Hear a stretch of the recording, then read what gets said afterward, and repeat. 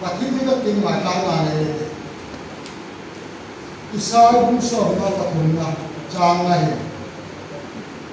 mới xin là một ama ấy bộ xin là hai đây khi mình là ấy kalau là hai đây một cái mua thì là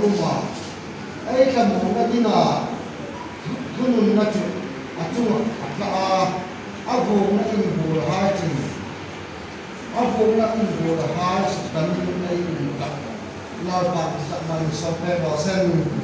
và khi chúng ta cũng trong cả này là và khi đọc từ ra tan ta đi con chung nó sẽ là cái điều mà bây giờ là các bạn là cái điều mà là quả cho ra cái này thì con xin đầu là khác đầu là phân đầu hai đầu quả khi là khác là phân là quả thì sẽ là cái này cũng là làm cái này cái lòng cái là lòng rồi mà cái mình cảm chế đi là quả với cái cũng về cái đó mà cái mà chúng ta đi xuống rồi nó đi không là quả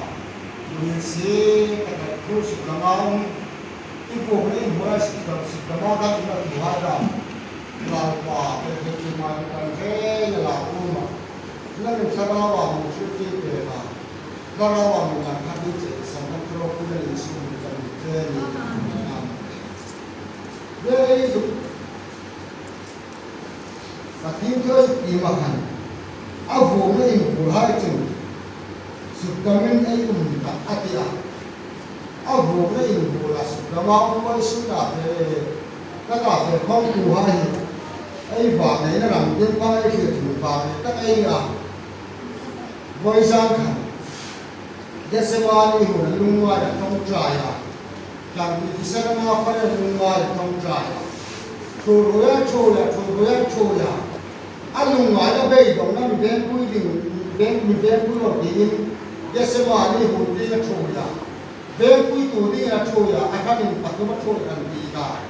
chúng ta không ai là lung ngoài là bây giờ nó lẹ không bằng nữa anh về đây rồi số không anh cũng thấy một rồi với số mình Good Friday ấy kìa nó bằng Sunday school hai cả Good Friday thì chỉ tí nào tí nữa ta nó bằng Sunday school hai Good Friday thì tí nào tí nữa ta giờ tỏ việc ra ăn lệ giờ tỏ việc ra này chứ cùng phát triển giờ tỏ như cam tạc mà thì lấy ra với tu thì giờ tỏ như tam là sao mi rồi với tu và với sự là giờ tỏ như sao là sao ấy là những người Jesus Christ đã ảnh hưởng anh bên cái này đấy giờ tỏ như sao tu lệ chúng với sự là giờ tỏ như sao ấy là những người giờ tỏ như sao là chúng ấy là những người acha anh ấy dừng lại ý là cái này thì có acha cái lòng mình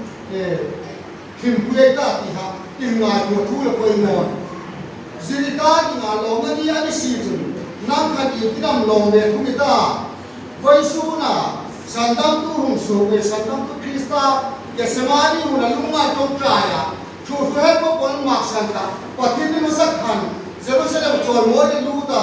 Atamata mình gì Atamata mình để ăn soma Jerusalem mà nó quy ta đến tròn mỗi đến lưu ta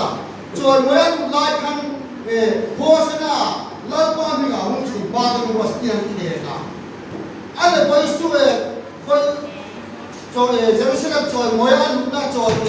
tròn mỗi tu hải cả với số thì thêm tiền là thêm trong số tu hải anh mình nói vậyคือตัวจับจับที่นั่นบอกมานี่ที่ปะกันจะรู้ที่ละมานี่เป็นที่ปะที่ปะหัวเสนาละก็อีกปะเป็นจอยมวยสิลายละไอ้นี่ที่ปะเฮียมเดียที่งานที่ลุ่มทีอันนี้ถ้าแต่ก็จอยมวยกว่าทำลายตรงผ่านไว้สู้ละ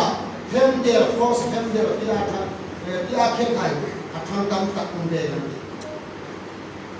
นี่เล่นครอสเฮียมเดียที่อาเขียนออกมานะนั่งเล่ไปอะไรอย่างโคสเฮมเดียร์นะทุกคนนะมันไว้สู้นี่เยซูคริสต์ได้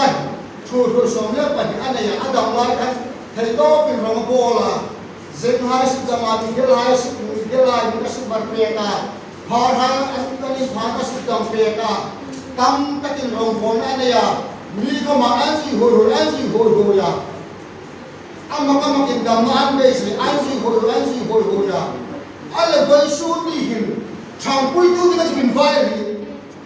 thằng cuối tu thì mình năng lệ cái quần mòn với tu đi thằng cuối tu anh vai anh lột ra là đi xuống đi bóc xì thằng cuối tu anh vai với tu đi năng lệ cái không ai lột ra là đi xuống thằng cuối tu thì là mình ở bên quần mòn ai phải sang đây là đi thằng cuối tu anh vai cái lồng mà đi bóc xì không ai là hình cái lồng mấy ý tin là ai lồng cái sự kiếm tu chút để ý không biết thì ý âm tu cái là không quay sai là ý sự mà anh nói để anh ta mà tâm lấy là không lồng cái kiếm chung đó ai là nó Solomon cũng mà là chỉ là vấn đề là house anh là lồng cái kiếm chung đó anh lồng cái kiếm là chung và khi nó bóc kiếm ai lồng nó là lý su quay su là ai lồng nó là lý su ai đam Isu Krista thằng cuối tu mình vai thằng cuối tinh lệ ama lúc nào là kem gì ai quay mỏ anh ai lồng na đi bốc ai đam na đi bốc lúc nào là thằng hàng ăn đủ mà bây đông tất cả mà hiệp là hai anh in đồ nào mà tam takin sel hai này hết khai xin anh hết tất cả tam tak anh in đồ không mà đón chú anh vào các chú nó bắt hin nào qua ini chúng ta chừng ni e đi là không bắt hin nào qua anh gì các chú ama không mà hết cả anh đi các chú anh hít phục nó đi hiện giờ tu tình lệ man tu hai các chú anh hít phùng nó với tu cả thắp hang lệ cây đồng lệ lung ngoài ông quả thằng cuối tu thì năng lệ cây ami mong quả ami kita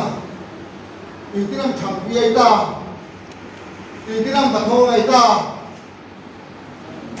ai nhịp tin bằng ai thằng cuối đàn đinh lệ ama ai mà ngồi đàn đinh chừng ama quá cả cho luôn này ama tin bằng lung lên lệ là nó chỉ thằng cuối thế thầy đi xin là con vật ngoài nó cũng không cả tao không rồi cả chết cái nó là chết tu cả thầy xin là con vật ngoài đó không cả tao thì không rồi cái này anh biết không mình xem là bắt thằng cuối thế anh ta nói bắt thằng cuối thế mình xem khác là mình xem thế là bắt thằng cuối thế nói anh biết không mình xem khác là thấy nó thằng cuối thế nó xin là mà đi thì có cả thao cũng thằng cuối tu thì anh cầu với không là có mai ai ta đi nào lung ngoài bây giờ mà cũng thắp hang lại room nát tin rèn tổ Isu Krista thằng cuối tu đi mà này là đau vai ai quần mỏ đi à ai thằng cuối là kỳ đi sự adam này thì là thằng mà sáng cuối nhưng mà cái đấy không mà cái thi là ta atia azuya abiru thằng mà bắt thằng cuối anh chồng thằng mình thằng ai thằng cũng là tôi mà ai thì cũng là tập xuống qua mà ai xuống qua đó ada bor mà sát lạc đấy ada thì con nam đấy thì chú mà rồi con nam thì chú mà rồi là đi con nam mà xí nó thì là vì khi mà thằng mà bắt thằng cũng thì anh nói anh biết bắt thằng cũng đã tin chứ ai nhịp tin phong này ama tin phong ai thằng cũng thấy đã tin chứ và thằng ama tin phong à và thằng ama tin phong à vẫn cùng vậy cho nên thằng cũng thế này chứ là chừng quay cơ thì không phải ai nhịp tin phong ai bắt tiền của ai sẽ kiếm ăn à buồn cái của ai chừng cái này mà bố nó linh lệ mình chỉ ta nung đi in la không bát thiên lệ in mềm talo ai ni ka ai ni thiên lệ bát thiên lệ in mềm talo ai ni ka ra palai sin thọ Isu Krista bố cái ra chừng sụp đâm này mà atia ai bố cái tu ra ai đi tung tin về cái tu ra hát sa cái bê đồ cái thằng này ngoài cái tu ai cái tu ra nè abu này bố là sụp đâm này mà với tu ya phải có mày abu này bố là sụp đâm này mà asma thun na ama tin tu na ko e na a ya wo tu ka ko mai chu le chu wo tu ka ko mai hin Yesu Krista ilong na li isu ani boksi chang pui tu an ba ya a chang pui ni wo tu ki ai han ai ya chang pui tu ni ku thang nu ni wa la na su ni thil si a fi an khan voi tu ki Yesu Krista chang pui tu ni ai ni kham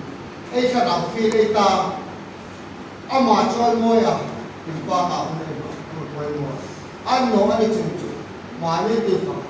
le kimbe lo ta ko hu chu lo mai na ma ni ti pa kimbe lo na I hu ding chu ma ni te lo ma nai ani lo ani chu ma ni ti pa kimbe lo na ro me ni a chu le in no ro chu Yesu Krista ko be ra phang lai khan ni ti nin Yesu Krista man ko ma ni ti nin in bigina in chuktir tu in ka uma atia ni dina in chuktir tu ani si kom ama koma ani ni koma an hua ni din in chuktir tu na thanga ara an man si ma bla kan man chung no pathi tu ki ma thung no ani chutala chen ai in chuktir tu na uma amma ka ma kan chuktir to la an chuktir sing an chuktir hai kha nam le ke ma me khina tin bang ju le in la Yesu Krista in chuktirin hunde ni amma an chuktin pui tam takhat ama ma to man thani voi su ni min mai ti kha leila Yesu Krista ya min chuk thara min kal cho da ni min chuk te tam ta ko ma thara min kal cho da ni ti na min chuk ra thara min kal cho da ni min chuk te tam ta ei zong ni ti Yesu Krista kan ni ta kan mer ma nei no I pathi ti ma hum cha kan mer ma tama nei voi tu mi hi ko bela ta re le na na man pathi tu tim le pathi thara ai na chenga pathi tu tim ai na tu ni pa ipan na ano ku le la ko bel ma in changa bel ma di an wa an kha boy no bel ma di an ta lo Yesu Krista ma tu ji tu tam ta kan ma ana ama azazo ku ha tam ta kan mo ni azazo ka khola ku jo ta mudi khi ma num no pai dong ni a chau thi pula man chu ni ale voi tu ka fe khom tu voi tu ka dilai mu na fe khom tu is pathin za ni azazo ku hai khan ai phat chan ve di man asan no mai ni mo phat san nin chi ani no pathin tu ti mai na hum chu ma pathin da ra un che chu mel matam ta anum sok tingani mel matam ta kanum singani nama komanu ma pe komanu ma pathin dharawai ya hum chung khan pathin tin ko thena ba hum chung din khan mel matam ma ta pathin tin ahum tin din khan mel matam ma ta ma ni ha nak le kai khom ni la pathin le en zom na thil pathin le en zom na tak thara din na ma thuwa hila thara din na ma kun ajan kha pha me ma chu me ma do ding chun en bu si ama ya me mai in am me ba ma na ma ka sa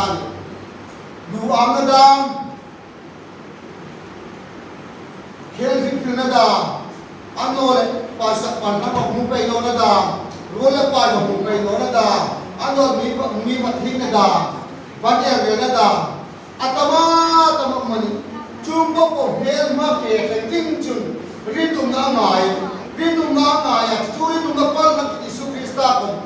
na tinda ai che ti man khan pathil ku chang ti ba chu phale lo pa ko ta ho se chu chu ni har sa dai fe fe ko pathil na wa lo he ti kha koi su na fe ko ko pe har sa dai ko no ani chun lo na hu no mai ya in ho na hu bo lo mai ya har sa dai to ro ko pathil le ta te ta pathil le ta thu te ta ani no ani chun chu lo na chu ma pe Yesu Krista ko ma bel ma ha ta lo aman tu tam ta kan hembo ka mun cho ya ti ba ba ko man so man ni ani nu na ya so man ni ani ran fia bel ma ha ta lo ara tu bel ma ka kam bel ma ra kan la ai ge na kan pa chang ti pang an chu chu chu ai ni khom ai chan ding le ai lam pu ding ani a Yesu Krista lo ho sa voi sum ni a pe ko mai ai ni Yesu Krista an vô nei vô na su dam nei kum pasi chu ai mo ran ri dum na ha sa ko be sin la ai tu tha ai pal ta ngai an no ari chu ai ne pathin lo na nei lo na min la Yesu Krista ni ai ne lo ai ni ni pa ma ko thura ani na voi sum ni ko ai la kasim tu azato Tuhan ka laya manuma atia azazo tu tam tak al impar dam senda midelda ke bada masuk damat ko kolai ko ka boy suri ingai ko mo me numa ata ka tu ma group fight sir to ke cha tu ai bangli ma chu ei ni ti pa thok na nei no ai ni ti pa thok na nei ding chun azazo tu pathin za ka zo ke ai ti na kan no tu pathin za ka zo ne ti lum lai pathin za ka zo ne ti lum no mai ne pathin za ka zo ne ti ne azazo tu hai ka kola ma tum zo ta ka si tu na ti azazo tu hai kola ma tum zo ta azazo tu hai kan bang li san ko su ni kan bang an pasal ai thil to ni chan no ai thil to ni ka ni ko ai ko su ni azazo tu hai ai ni ai la pa Yesu Krista chang pui ko sa chang pui tu di hai ai ni de sing atu ka to ai su na la pa chan se na ma mi so pe ko san